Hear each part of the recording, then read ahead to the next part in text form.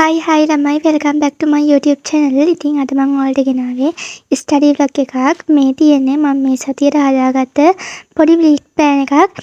ඉතින් ඒකෙදි මට අද දවසේ මුලින්ම කරන්න තියෙන්නේ chemistry recording එකක් බලන එක. ඉතින් මම මුලින්ම මේක තමයි මේ කරන්නේ.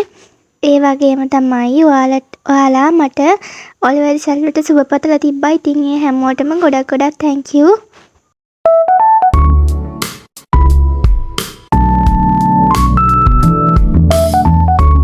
ඒ වගේම තමයි මේක බලන හොඳ රිසල්ට් ගත්ත හැමෝටම සුබපතනවා. තමන් හිතපු නැති අඩු රිසල්ට් එකක් ආපු අයත් ඒ ලෙවල් වලට හොඳට මහන්සි වෙන්න. එතකොට හොඳ රිසල්ට් එකක් ගන්න පුළුවන් නේ ඒ ලෙවල් වලට. ඒ වගේම තමයි කෙනෙක් අහලා තිබ්බා මැක්ස් වලට 100ක් වගේ තිබිලා ඒ ලෙවල් මැක්ස් කරන්න බැරිද කියලා. මම දන්න තරමින් නම් පුළුවන්. ඒත් ඉස්කෝල වලින් කැමති වෙන්නේ නැති කතාවක් තමයි එයා කියලා තිබ්බේ. ඉතින් කොහොම හරි උත්සාහ කරන්න ඉස්කෝලේකට යන්න. බැරි වුණොත් ඔයාලා ප්‍රයිවට් කරන්න. ඇත්තට මේකත් හොඳයි. එතකොට ගොඩක් කාලෙත් තියෙනවා. හැබැයි ඒකේ තියෙන ප්‍රශ්නේ තමයි ඔයාට වාර විභාග එහෙම ලියන්න වෙන්නේ නැහැ. ඉතින් ඔයා ගොඩක් උත්සාහ කරලා බලන්න ඉස්කෝලේකට යන්න කොහොම හරි.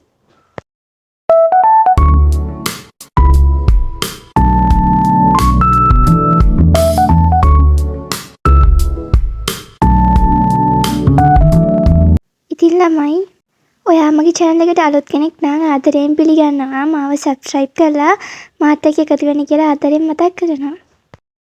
ඉතින් ළමයි මං හිතුවා study tip එකක් කියලා දෙන්න. ගොඩක් අයට තියෙන ප්‍රශ්නයක් තමයි කොහොමද subjects balance කරගන්නේ කියලා.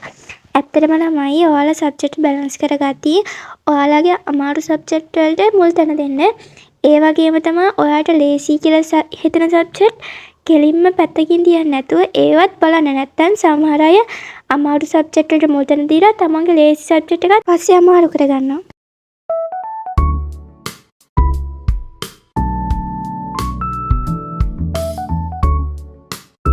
ඉතින් ළමයි chemistry recording එක බලලා ඊට පස්සේ මම මේ කරන්න යන්නේ physics වල short note එකක් හදන එක. කොහොම හරි මම short note එක හදද්දී record කරා වීඩියෝ එක record වෙලා නැහැ. ඉතින් මේ තියෙන්නේ මම හදපු short notes ටික. මේ ටික නම් මිනිමම් යුනිට් එකෙන් තමයි හැදුවේ. මොකද මට මිනිමම් යුනිට් එකෙන් ටෙස්ට් එකක් තියෙනවා ඊළඟ සතියේ. ඉතින් ඒ නිසා තමයි මම මේ ටික මේ ඉක්මනට හදන්නේ. ඇත්තටම ළමයි මේ වීඩියෝ එක මම ගොඩක් කලින් රෙකෝඩ් කරපු එකක්. ඔයාලට දාන්න පරක්කු වුණ එක තමයි උනේ. ඉතින් sorry ඒකට.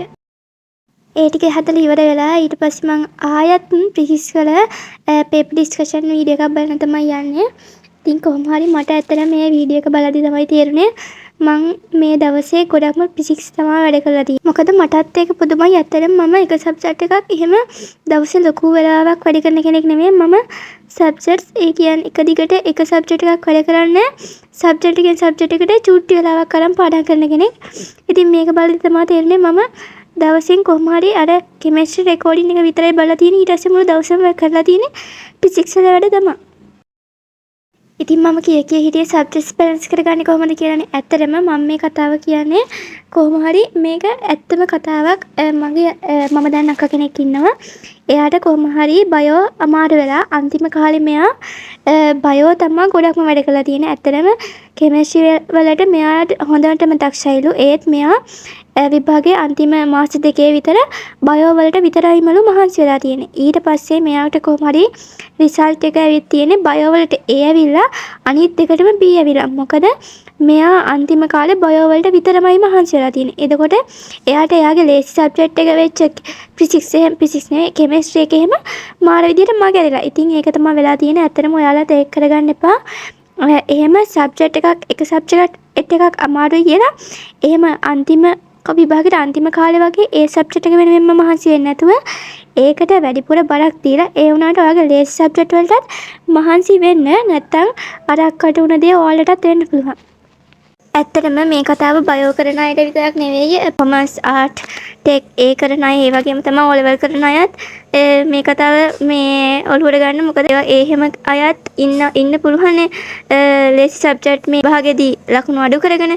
ඒ නිසා බයෝ අයට විතරක් නෙවෙයි මේක බලන අනිත් අය ඉන්නවා නම් එයාලත් මේ ගැන හිතන්න.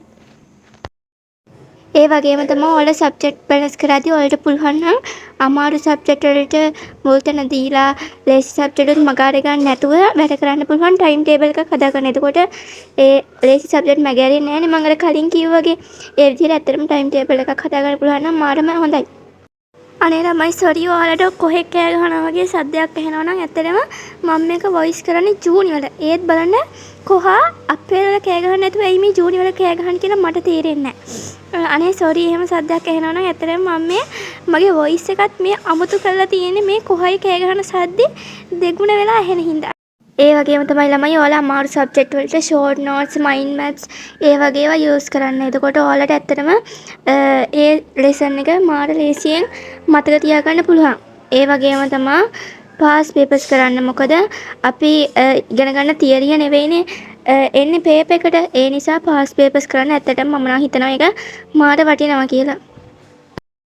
ඉතින් ළමයි පාස් පේපර් ඩිස්කෂන් එක හරි ඉවර වෙලා මම මේ ආය මං හදපු ප්‍රොජෙක්ට්ස් ගණන් වල සර්ගෙන් බලාගෙන හරි වැරදි බලන්න තමයි යන්නේ.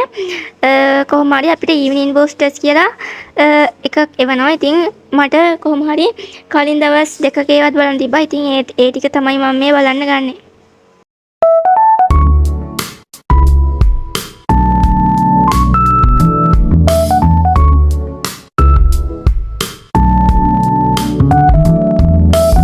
ඒ වගේම තමයි ළමයි සබ්ජෙක්ට් බැලන්ස් කරද්දී යූස් කරන්න පුළුවන් ඇප් එකක් මම මගේ O level journey කියන වීඩියෝ එකේ දාලා තියෙනවා. ටයිම් බැලන්සර් කියලා ඇප් එකක් Play Store එකෙන් ගිහින් ඩවුන්ලෝඩ් කරගන්න පුළුවන්. ඇත්තට මේකෙදි අපිට සබ්ජෙක්ට් එකක් දවසට කොච්චරක් පාඩම් කරනවද මාසෙකට කොච්චරක් පාඩම් කරනවද අන්න එහෙම බලා ගන්න පුළුවන්. ඒකේ ටයිම් එකක් ඔන් කරලා අපිට ඒ සබ්ජෙක්ට් එකේ ටයිම් තියලා වැඩ කරන්න පුළුවන්. ඉතින් ඇත්තටම ඒ ඇප් එක නම් මාර යූස්ෆුල්. මම O level කාලේ මේ යූස් කරපු ඇප් එකක්.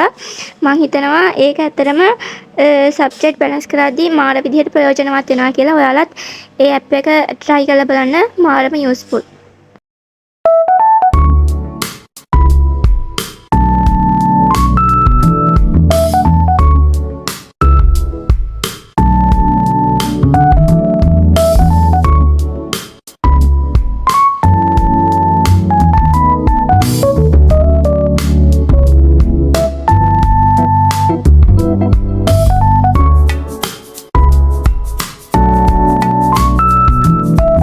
ඉතින් ළමයි අද vlog එක හොඳයිද කියලා කමෙන්ට් එකක් දාන්න යන්න.